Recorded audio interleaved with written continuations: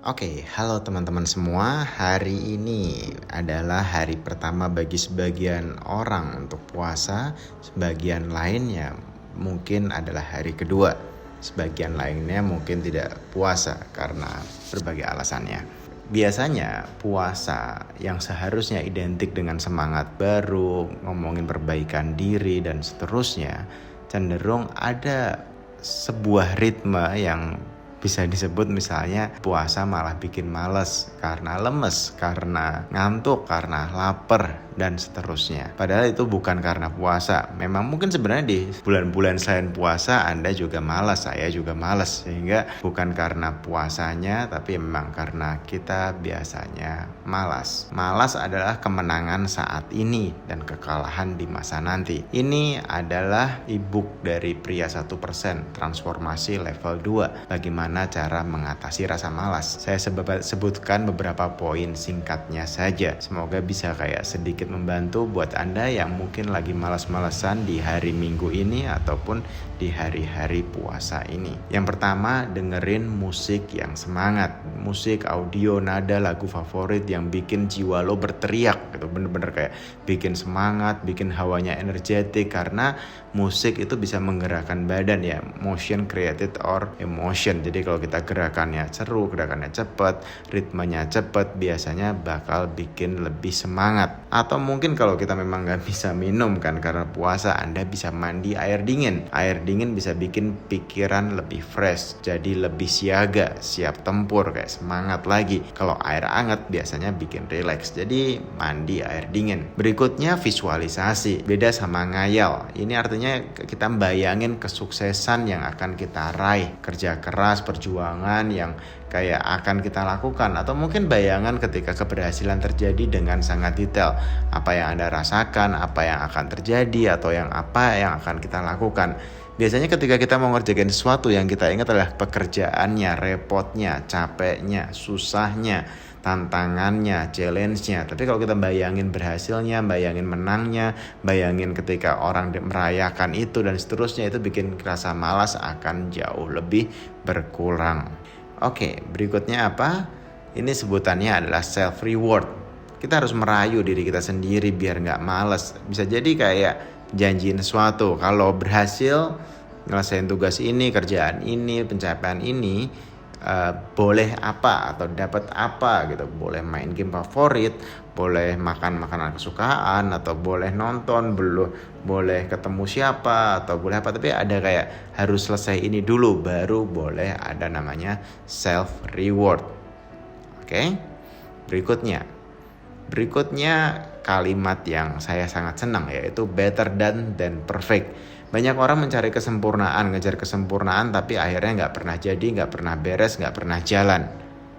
Yang penting lakuin dulu, jangan kejar kesempurnaan di awal. Setelah terbiasa, lakukan perbaikan bertahap.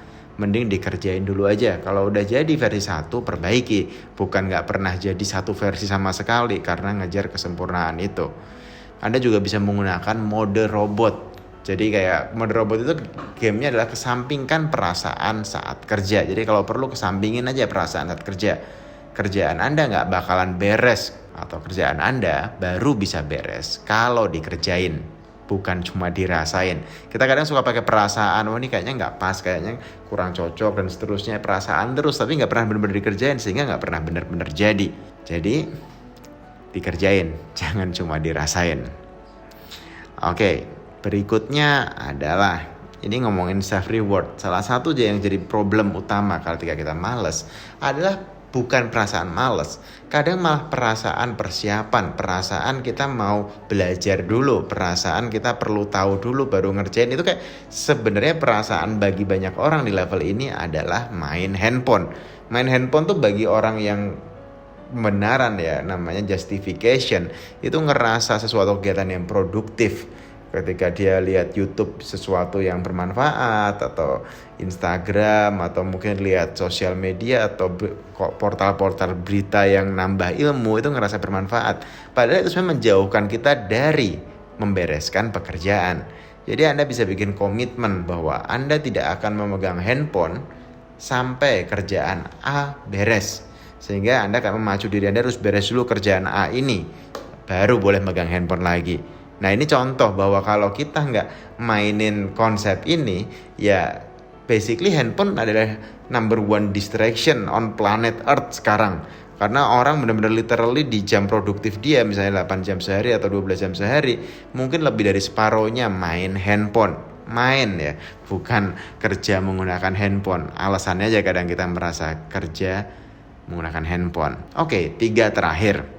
Cara untuk mengatasi rasa malas versi pria 1%. Bayangin saat Anda sukses, siapa yang akan tersenyum? Bayangin wajah orang-orang yang Anda kasihi, yang Anda sayangi, yang tersenyum bangga saat Anda sukses berhasil menyelesaikan sesuatu pekerjaan atau proyek atau pencapaian tertentu. Bikin senyuman mereka menjadi motivasi untuk Anda menaklukkan kemalasan. 2 terakhir, gunakan orang penting dalam hidupmu. Jadi tadi lanjutan yang sebelumnya, Anda bisa kayak ngelis siapa orang-orang paling penting dalam hidup Anda. Gunakan memori tentang orang-orang penting dalam hidup Anda sebagai bahan bakar tiap kali Anda merasa malas-malasan, agar Anda semangat untuk berjuang lagi. Bisa jadi mungkin orang tua yang membesarkan Anda, pasangan yang mendukung Anda, anak yang ingin melihat Anda sukses, ingin menjadikan Anda sebagai suri tauladan, dan seterusnya. Oke, terakhir ini versi paling sederhana. Ketika Anda benar-benar malas gitu. Malas itu biasanya karena yang Anda lihat sebagai pekerjaan adalah terlalu besar. Jadi kalau misalnya Anda punya goal, punya uang 1 miliar, jadi kayak tiba-tiba bingung dari mana, dan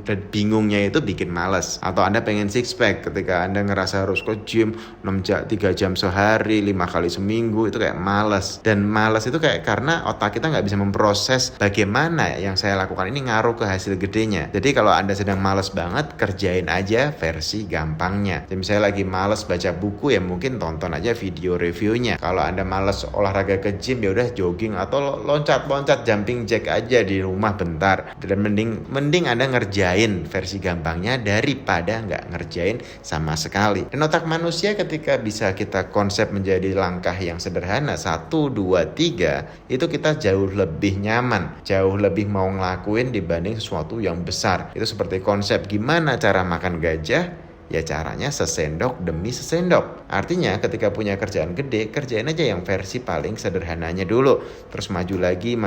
Akhirnya kayak bikin puzzle 1000 pieces. Itu gak dikerjain langsung 1000 tempelin, tapi dari yang pertama, kedua, ketiga, sampai terakhir. Akhirnya jadilah puzzle 1000 pieces. Semangat. Thank you.